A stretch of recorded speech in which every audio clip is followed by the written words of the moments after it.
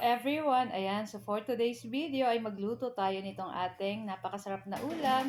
Walang iba kundi itong ating ginataang manok with papaya.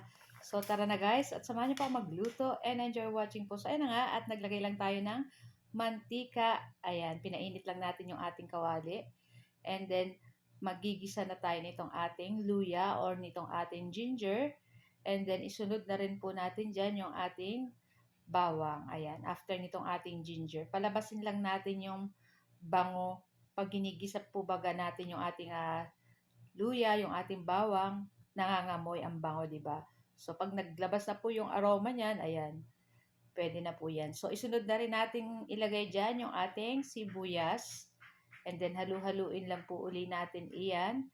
Tapos, after nito guys, after nating mahalo lahat, yung ating bawang sibuyas, luya, isunod na natin itong ating 1 kilong manok. Ayan. Tapos, titimplahan na rin natin yan guys ng konting asin at paminta. So, mamaya magdadagdag na lang tayo. At gagamit tayo ng 1 chicken cube para sa pampalasa. So, yan na nga guys. So, syempre, lalabas pa po ang tubig ditong ating manok. Hintayin lang natin lumabas yung tubig. Pero syempre, maglagay na tayo dyan ng ating asin at paminta para may lasa na yung ating chicken. So, sangkutsahin natin yung chicken natin dyan. Kasama ng ating mga sangkap na luya, bawang at sibuyas. Ayan. So, halu-haluin lang po natin iyan. And, ayan. So, maglagay na tayo ng 1 chicken cube. Tapos magdadagdag ulit ako ng konting durog pang paminta para masarap po pag marami ang paminta. Ayan.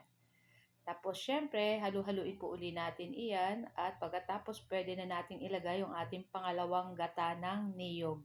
So meron pa po tayong unang gata ng niyog, so mamaya na po natin ilalagay pag madali nang maluto yung ating chicken. So, ayan, takpan lang din natin ito guys para madaling maluto yung ating chicken. So, napakasarap nitong ating niluto. Talagang only rice na naman tayo nito. Pero syempre, ayan, hinay-hinay lang din po sa kanin. Ayan. So, naglagay na rin tayo ng 2 bay leaves or dahon ng laurel. Tapos, naglagay ako ng aswete na powder para magkulay lang ng konti yung ating ginataang manok dyan. Pero, optional lang yun guys. Kung ayaw nyo naman lagyan ng aswete, okay lang. So, ilagay na natin dito yung ating in-slice na papayang medyo maninipis. Ayan. So, nakatikim na rin po ba kayo guys ng papaya na may sardinas na ginataan? Ay masarap din po iyon. Panalo din po yun. Napakasarap nun. So, yun na nga at lulutuin lang natin yung ating papaya dyan. So, before that, maglalagay tayo ng 2 kutsarang suka or vinegar. Ayan, para kung gusto nyong tumagal po ng yung luto nyo, yung may gata, di ba madali pong masira. Kung gusto nyo pong medyo tumagal yung buhay, lagyan nyo ng suka. At ayan, at naglagay na rin ako ng 1 teaspoon na sugar. Ayan, optional din. Kung ayaw nyo pong lagyan, pwede naman. And then, ayan na nga. At ilagay na natin itong ating pinakaunang gata ng niyog. Ayan.